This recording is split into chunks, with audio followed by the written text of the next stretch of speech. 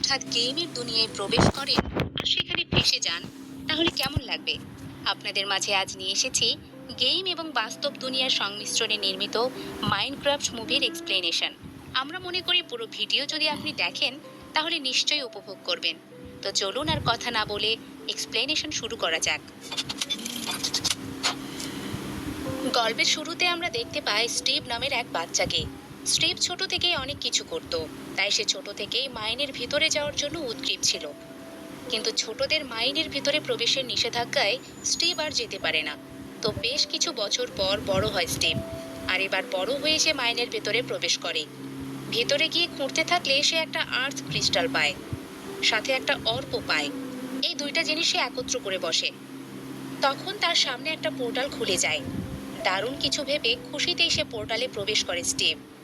তো ভেতরে প্রবেশ করলে স্টিভ চলে আসে অন্য এক জগতে, যাকে ওভার ওয়ার্ল্ড বলা হয়। এই ওয়ার্ল্ড গেমের চেয়েও সুন্দর। মূলত স্টিভ চলে আসে মাইনক্রাফট গেমের দুনিয়ায়। তো ওভারওয়ার্ল্ড দুনিয়ায় নিজের ইচ্ছে মতো সবকিছু করা যায়, আর সেটাই করতে থাকে স্টিভ। এরপর তার পরিচয় হয় ডেনিস নামের এক কুকুরের সাথে, আর সে ডেনিসের সাথে বন্ধুত্ব গড়ে ফেলে। একসময় দুজনের বন্ধুত্ব অনেক গভীর হয়। তো একদিন স্টিভ ওভারওয়ার্ল্ড দুনিয়ায় আরও একটা দরজা দেখতে পায়। ওই দরজায় সে একটা পোর্টাল খোলে, ওই আর্থ ক্রিস্টাল আর অর্ব দিয়ে। তো পোর্টাল খোলার পরপরই ডেনিস ওই পোর্টালে প্রবেশ করে, তাই স্টিভও প্রবেশ করে ডেনিসের সাথে সাথে। এরপর তারা চলে আসে মাইনক্রাফটের অন্য এক ডাইমেনশনে, যে জায়গাকে নেদার বলা হয়। তো ওই জায়গাটা নরকের মতো দেখতে। যারা সেখানে বসবাস করে তাদের পিগলি বলা হয়। আর ওখানে রানী মালঘোষার কথাতেই সবকিছু চলে। তো রানী মালঘোষা স্টিভ আর টেনিসকে বন্দি করে স্টিভের কাছে থাকা ওই আর্থ ক্রিস্টাল অর্ব ছিনিয়ে নেয়। ওই ওভারওয়ার্ল্ড নষ্ট করার প্ল্যান করতে থাকে সে। আসলে রানী মালঘোষা অনেকদিন ধরে ওভারওয়ার্ল্ড ধ্বংস করার পায়তারা করছিল, আর ধ্বংস করাই তার কাজ। তো স্টিভ বুঝতে পারে ওভারওয়ার্ল্ড একমাত্র ডেনিসই রক্ষা করতে পারবে, তাই আর্থ ক্রিস্টাল অর্ব চুরি করে ডেনিসকে দিয়ে আগে ওভারওয়ার্ল্ডে পাঠায়। এরপর ওভারওয়ার্ল্ড পার হয়ে ডেনিস চলে আসে স্টিভের বাড়িতে, অর্থাৎ পৃথিবীতে। তো ডেনিস স্টিভের বাড়ি এসে তার খাটের নিচে ওই ক্রিস্টাল যুক্ত অর্ব রাখতে গেলে দুইটা আলাদা হয়ে যায়। দুইটা আলাদা হওয়ায় ওভারওয়ার্ল্ডের পোর্টালও বন্ধ হয়ে যায়। এখন কি হবে স্টিভের? আমাদের সাথেই থাকুন, সব জানতে পারবেন। এরপর গল্প প্রবেশ করে 80-র দশকে। সালটা উল্লেখ করলে 1989। তো আমরা গ্যারেট নামে একজনকে দেখতে পাই, আর সে থ্যাঙ্ক সিটি গেমের চ্যাম্পিয়ন, তাই সবাই তাকে দ্য গার্বেজ ম্যান বলেই ডাকে। তো তার এক ভিডিও গেমিং স্টুডিও আছে, আর সেটা চালিয়েই কোনো মতো জীবনযাপন করে সে। এর মধ্যে একদিন গেমিং স্টুডিও খালি করার নোটিশ আসে তার কাছে, কারণ সে ঠিকমতো স্টুডিওর ভাড়া দিতে পারছে না।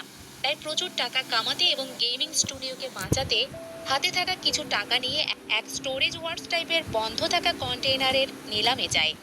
সেখানে গেলে গ্যারেট জানতে পারে একটা কন্টেইনারে 1978 সালের সবচেয়ে জনপ্রিয় গেম কসমসও নিলামে উঠেছে। কসমস দেখে চোখ কপালে ওঠে গ্যারেটের, তাই বেশি লাভের আশায় ওই কসমসের কন্টেইনার অর্থাৎ স্টোর কিনে ফেলে সে। এরপর কসমসের বক্সে থাকা মালামাল সব বের করলে সে দেখতে পায় ওই ওভারওয়ার্ল্ডের ক্রিস্টাল আর অর্ব, যেটা স্টিভের বাসায় এনে রেখে দিয়েছিল ডেনিস। আসলে এই পুরো কন্টেইনার ভর্তি জিনিসপত্র সব স্টিভেরই ছিল, যেখানে ওই এক ক্রিস্টাল আর অর্ব ছাড়া কোনো দামি জিনিসই নেই। তাই গ্যারেটের নিলামে সব টাকা জলে চলে যায়। যেটুকু টাকা পয়সা হাতে ছিল তা হারিয়ে একদম নিঃস্ব হয়ে পড়ে সে। যেহেতু টাকা দিয়ে জিনিস কিনেছে, তাই ক্রিস্টাল আর অর্ব নিয়ে তার গাড়িতে করে দ্রুত বাড়ির দিকে চলে যেতে থাকে। তো বেশি স্পিডে গাড়ি চালানোর কারণে তার গাড়িও নষ্ট হয়ে যায়। একদিকে গেমিং স্টুডিও খালি করার নোটিশ, তারপরে টাকাগুলো খোয়ালো, এখন আবার গাড়িও নষ্ট। তাই গ্যারেট গাড়ি থেকে নেমে চিৎকার করে মনের কষ্ট লাঘব করে। ওই সময় ন্যাটেলি নামে এক মেয়েকে তার ছোট ভাই হেনরিকে নিয়ে স্টিভ আর গ্যারেটে শহরে আসতে দেখি আমরা। মূলত মায়ের শেষ ইচ্ছা পূরণের মধ্যে হেনরি কিছু আঁকছিল। তখন আমরা জানতে পারি সে অনেক ক্রিয়েটিভ। সে তার কল্পনার জগৎ সবসময় কাগজ কলম দিয়ে আঁকতো। তো তারা শহরে আসলে রিয়েল এস্টেট এজেন্ট ডৌনের সাথে দেখা করে। মায়ের স্বপ্ন পূরণের পাশাপাশি এই শহরে একটা চিজ বানানোর কোম্পানিতেও জব পেয়েছে।